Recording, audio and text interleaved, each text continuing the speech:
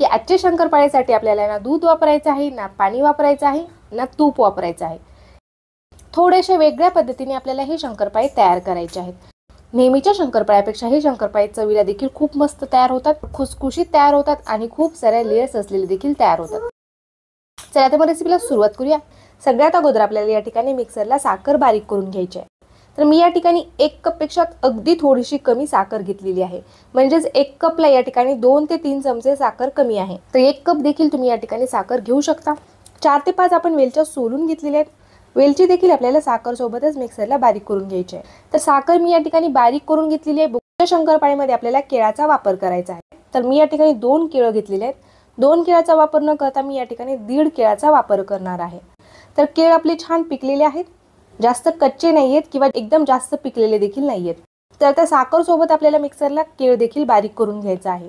केळाचे आपल्याला छोटे छोटे तुकडे करून घ्यायचे आहेत आणि ते मिक्सरच्या जारमध्ये साखर सोबत बारीक करून घ्यायचे आहेत. मिक्सरच्या जारमध्ये मी 1.5 केळ टाकून घेतलेला आहे. आता आपल्याला परत एकदा याला मिक्सरला फिरून घ्यायचं आहे. अशा पद्धतीने आपण साखर आणि केळाचं हे मिश्रण तयार करून घेतलेलं आहे. केळाचं हे मिश्रण आपलं तयार झालेलं आहे. एका मोठ्या ताटामध्ये आपण 2.5 कप मैदा घेतलेला आहे.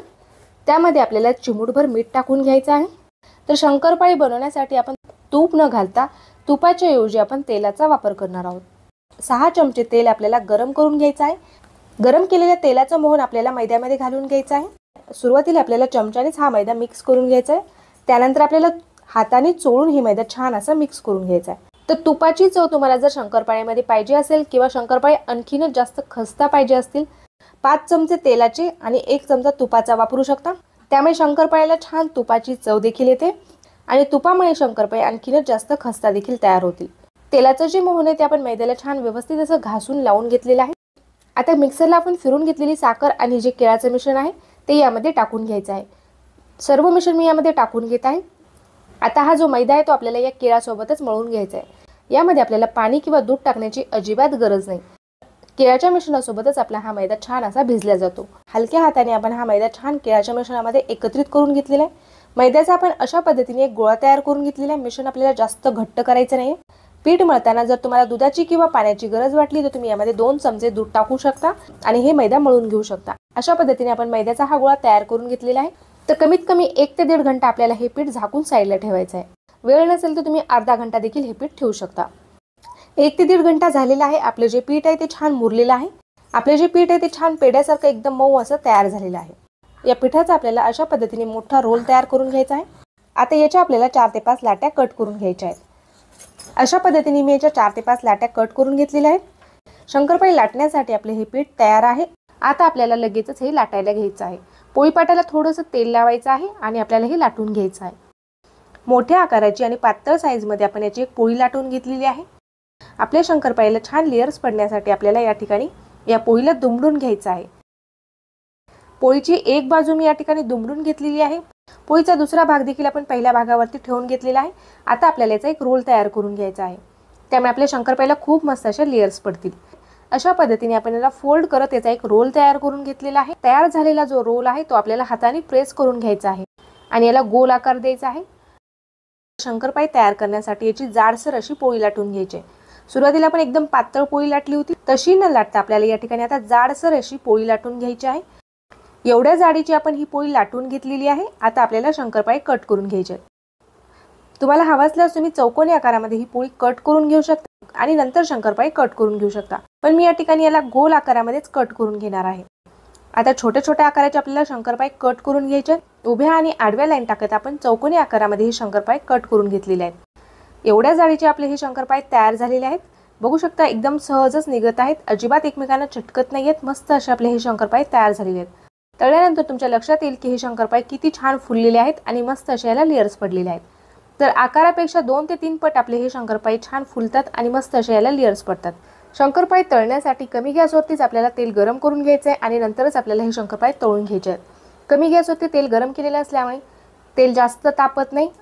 सुरुवातीला एकदम कमी गॅसवरतीच आपल्याला हे शंकरपाळी तळून घ्यायचे. त्यामुळे आपल्या शंकरपाळीला खूप मस्त अशा लेयर्स पडतील. त्यानंतर गॅसची फ्लेम मध्यम आचेवरती करून आपल्याला शंकरपाळी तळून घ्यायचे आहेत. तेलामध्ये बसतील तेवढे शंकरपाळी आपल्याला सोडायचे आहेत, कारण शंकरपाळी फुलल्यानंतर याला तेलामध्ये भरपूर जागा लागते. तेलामध्ये शंकरपाळी टाकल्या टाकल्या याला झाऱ्या किंवा चमचा न लावता आपल्याला याला असंच तळू द्यायचं आहे. थोड्या वेळानंतर आपल्याला शंकरपाळ्याची जी बाजू आहे ती आपल्याला बदलून घ्यायची आहे। आता आपण झाऱ्याने याला अलगद असं हलवून घेऊया। याला भरपूर असे लेयर्स पडलेले आहेत आणि झाऱ्याने या शंकरपाळ्या तुटू शकतात, त्यामुळे आपल्याला हलक्या हातानेच हे शंकरपाळे अलटीपट्टी करत छान असे तळून घ्यायचे आहेत। शंकरपाळ्याचा रंग आता हळूहळू बदलत आहे। शंकरपाळ्याला छान असा रंग आलेला आहे। मस्त असे आपले हे शंकरपाळे खुसखुशीत झालेले आहेत। खूप मस्त अशा आपल्या शंकरपाळ्याला लेयर्स देखील पडलेले आहेत।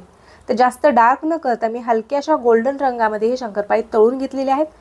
एका झाऱ्यावरती आपल्याला हे शंकरपाळे काढून घ्यायचे, त्यामुळे यामध्ये काही एक्स्ट्रा तेल असेल ते पूर्णपणे निथळून जाईल। गॅस आपण मध्यम आचेवरती केल्यामुळे तेल जर जास्त तापलेलं असेल तर गॅस आपल्याला बंद करायचा आहे। तेलाला आपल्याला थोडंसं गार होऊ द्यायचं आहे। त्यानंतर आपल्याला नंतरचे शंकरपाळे यामध्ये टाकून घ्यायचे आहेत। गॅस बंद करून मी हलकंसं तेल गार करून घेतलेलं आहे। त्यानंतर मी यामध्ये शंकरपाळे सोडून घेतलेले आहेत। दुसऱ्यांदा टाकलेल्या शंकरपाळ्याला देखील मस्त अशा लेयर्स पडलेले आहेत। हे देखील शंकरपाळे आपल्याला छान रंग बदलेपर्यंत मस्त असे तळून घ्यायचे आहेत। झाऱ्याने हलवल्यानंतर आपल्या शंकरपाळ्याच्या लेयर्स तुटू शकतात, त्यामुळे छोट्या चमच्याने मी अशा पद्धतीने हे शंकरपाळे हलवत दोन्ही बाजूनी मस्त असे तळून घेणार आहे। अशा पद्धतीने आपण तेलामध्ये चमचा फिरवल्यामुळे शंकरपाळ्याच्या सर्व बाजूने एकसारखा असा रंग येतो। बऱ्याच वेळ शंकरपाळ्याची एक बाजू डार्क होते आणि एक बाजू व्यवस्थित अशी तळल्या जात नाही, त्यामुळे आपल्याला अशा पद्धतीने तेलाला हलवत हे शंकरपाळे छान असे तळून घ्यायचे आहेत। शंकरपाळ्याला मस्त असा रंग आलेला आहे। आपले जे शंकरपाळे ते एकदम छान असे तळलेले आहेत। आता आपल्याला बाकीचे शंकरपाळे देखील सेम याच पद्धतीने तळून घ्यायचे आहेत।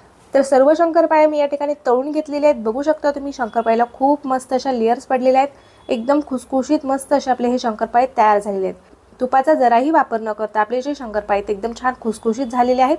केळ टाकल्यामुळे शंकरपाळ्याला खूप मस्त अशी चव येते। तेलाचा वापर करून आपण एकदम खुसखुशीत असे आपण हे शंकरपाळे तयार करून घेतलेले आहेत। तर तुम्हाला आजची ही रेसिपी कशी वाटली ते मला नक्कीच कमेंट करून कळवा। व्हिडिओ थोडा जरी आवडला असेल तर व्हिडिओला लाईक करायला विसरू नका।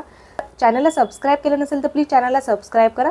अशाच नवनवीन रेसिपी बघण्यासाठी, व्हिडिओचे नोटिफिकेशन्स तुम्हाला मिळण्यासाठी बेल बटनला देखील प्रेस करा, त्यामुळे व्हिडिओचे नोटिफिकेशन्स वेळच्या वेळी तुम्हाला मिळतील।